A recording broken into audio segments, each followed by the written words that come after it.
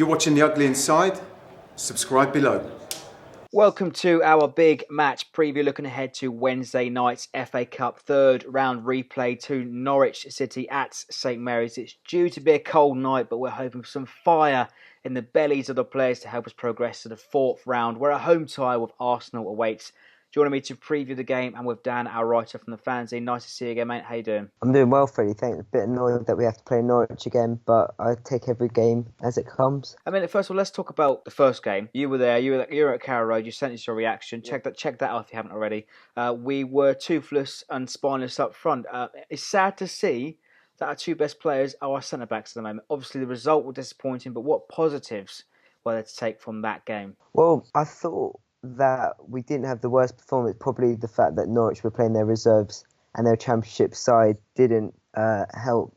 They made us look better than any Premier League side has. But what the main thing that I saw as a positive and took away from that game was that we started trying to put more balls into the box and trying to get the goals that we needed.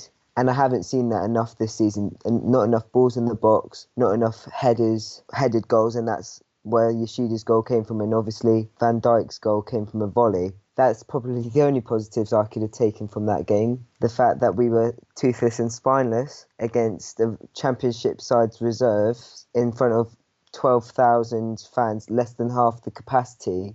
We should have won it 3-0, really, on paper. But obviously with Saints, it's not that easy. Yeah, nothing's ever won on paper. I'm sure a lot of us have got used to that this season, but since that game, we've lost to Burnley. We've won against Liverpool in the EFL Cup semi-final. There's no consistency at the moment. And what do you think Puel would be looking to do to ensure we progress in this competition? Well, I think he knows, and the fans are starting to get that this season's going to be and will have to be about the cups, because the board would have liked another European qualification.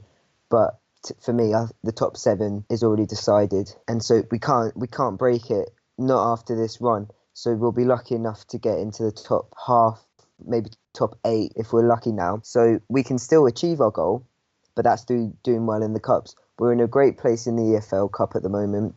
I fancy us to get a draw at Anfield, then we should beat Norwich at home, and we can do well against Arsenal. So if we can keep progressing in the cup, we have lost confidence this season. Obviously, we haven't even conceded a goal in the EFL Cup yet, and that's really promising. Our performances in these games have been the highlights of the season. We even beat Inter, obviously. Europa League didn't play out as how we wanted it, but that's my point. The domestic compositions have been the highlights of the season.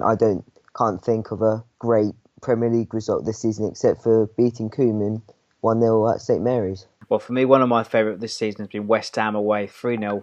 But as you said, it's been difficult this season. I think for me, it's a critical time for us. If we don't get through this replay, it's hard. The pressure's obviously going to be mounting more and more on Puel. And if we don't get a result, and if Liverpool come away and they go to Wembley, then the pressure is going to be huge. Oh, if he cocks it up now, who's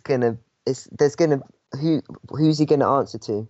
He's going to have to answer to the fans, the board. He's going to have nothing to say because it'll be his fault. Obviously, the players will have to be blamed a little bit. They've all been below par, but it seems that he's just might have lost the dressing room. He's lost great opportunities to have a good season, and he's wasted those opportunities. Okay, well, the last time out, let's get back to sort of the Norwich game, really. He made multiple changes, very much a fringe youth squad.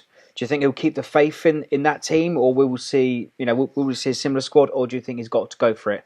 Personally, I feel like it's been difficult to build any sort of momentum because of the rotations every week. I completely agree with you there. I can't tell you what team he's going to put out because of these rotations. At the moment, I'd probably say a fringe side. However, he could completely go for it. I do think our fringe players can get the job done against. It seems like it's going to be Norwich's reserves again. So that's promising because we also have a home game against Leicester on the weekend, which we have to think about. So I'd say fringe team at the moment. Young youth players, probably Josh Sims, maybe Jake Hesketh, who we haven't seen for a few months. I think the youth have to be played again. Okay, well, final thoughts then, mate. What are you expecting? And what's your score prediction? I don't know what to expect anymore. So you know what, Freddie? I'm going to say we're going to win 4-0. Bold prediction. Let us know your thoughts in the comments below. Dan, thanks for joining me, mate. No worries, Freddie. And don't forget to like, comment, and subscribe for more.